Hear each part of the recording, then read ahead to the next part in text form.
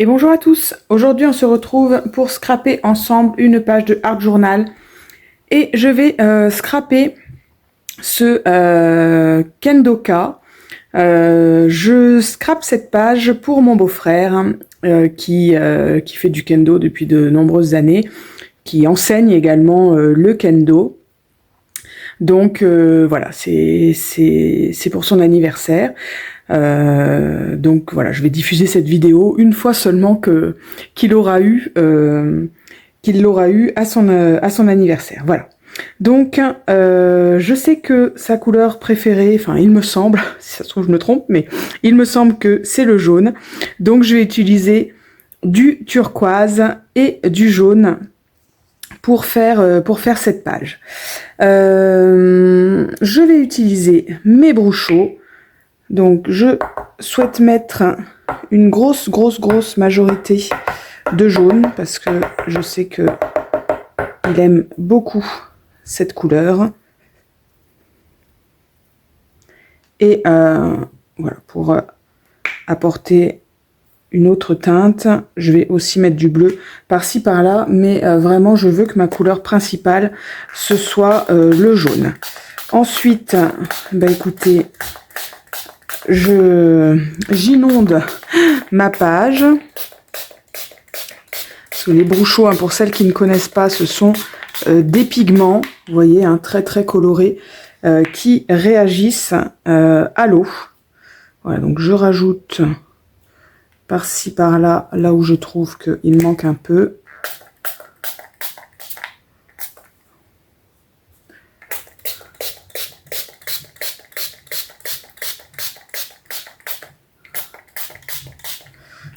Et voilà, maintenant que tout est inondé, eh bien il va falloir tout sécher. Donc je prends mon heat gun et je vais sécher tout ça. À tout de suite. Voilà, donc ma page est sèche. On va maintenant prendre des tampons, ce que j'appelle moi des tampons de fond, hein, des tampons voilà, qui ne sont pas nécessairement représentatifs, hein, qui sont... voilà, on va en mettre un petit peu partout pour occuper l'espace de notre page.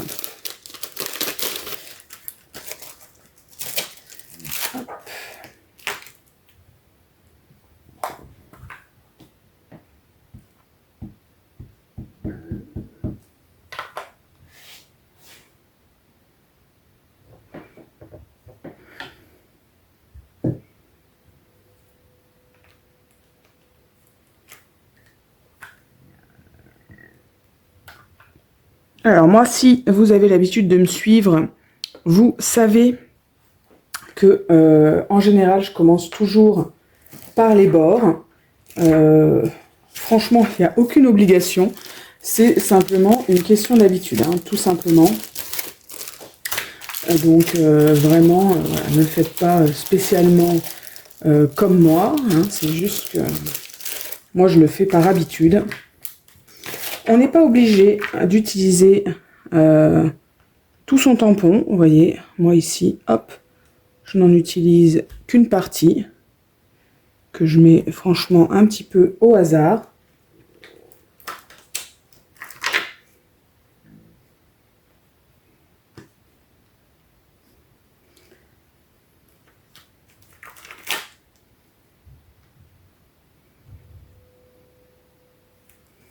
Voilà, vraiment, j'occupe l'espace. Tout à l'heure, je vais également venir mettre des pochoirs.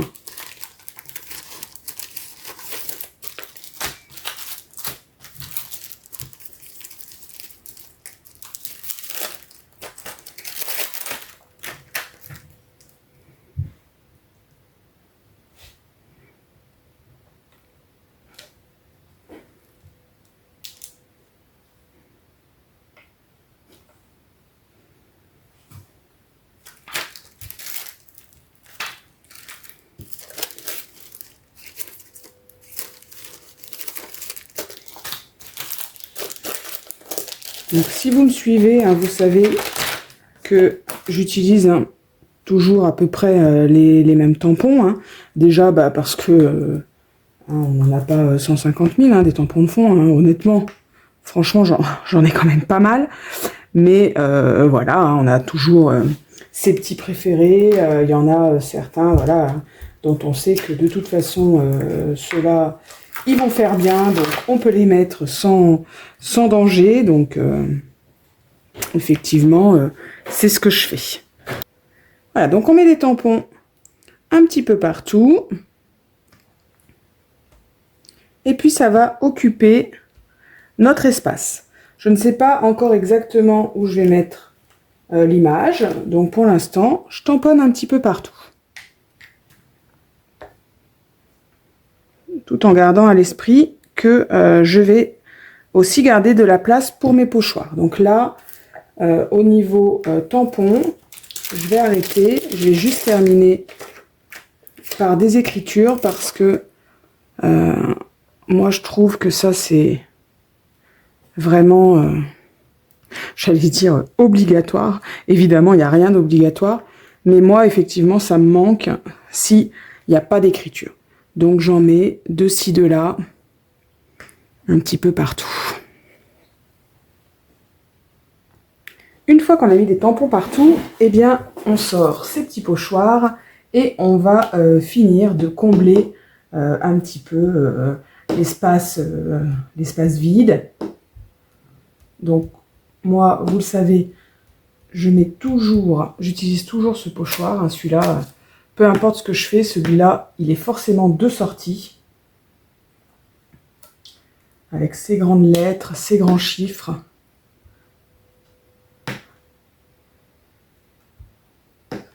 J'en ai qu'un avec des grandes lettres et des grands chiffres comme ça, mais je l'utilise systématiquement. Celui-là, c'est une obligation. Je l'utilise. C'est obligé. Donc, voilà. Donc, il est où mon grand 3 ? Voilà, j'aurais bien mis le grand 3 ici.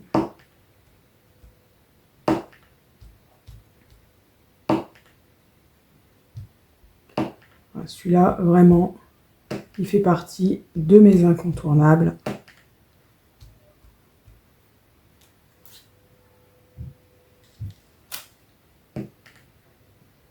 Je l'aime vraiment beaucoup, hein, je trouve qu'il fait vraiment super bien.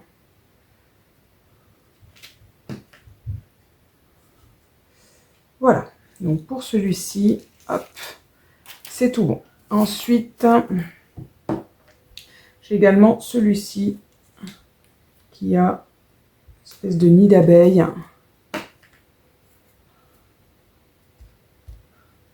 Donc ce qu'il y a de bien, c'est qu'on n'est pas obligé d'utiliser tous les motifs. Hein. On peut utiliser une petite partie du motif.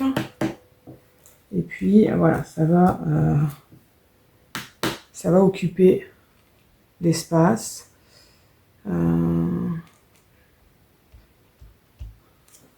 Voilà, je peux même superposer, vous voyez, des motifs sur du tamponnage que j'avais fait. Ça marche bien.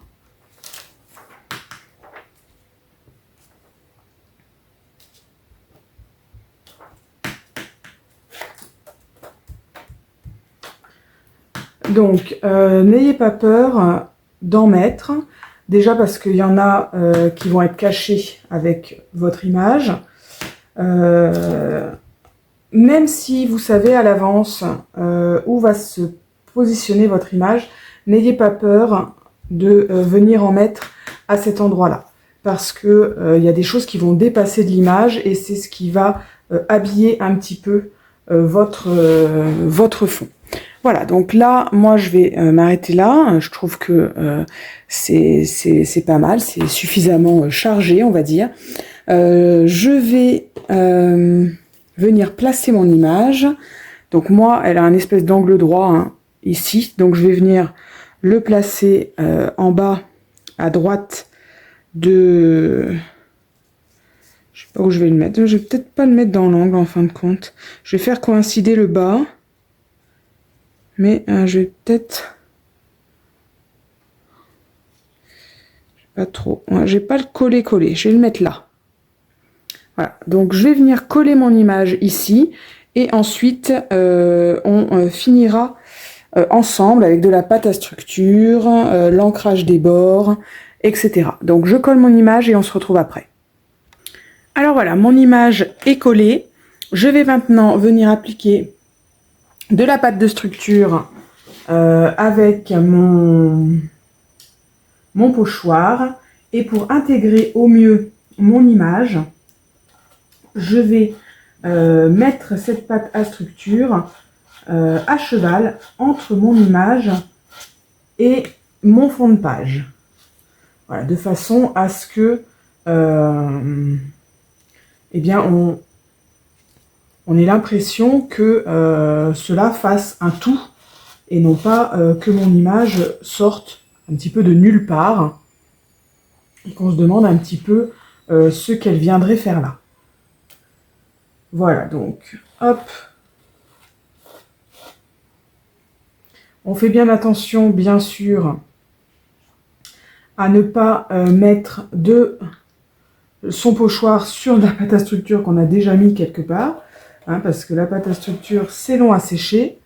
Donc, forcément, ça viendrait gâcher un petit peu si on n'avait pas eu le temps de laisser sécher, quoi.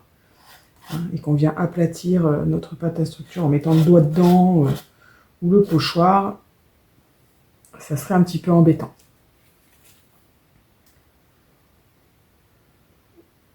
Hop.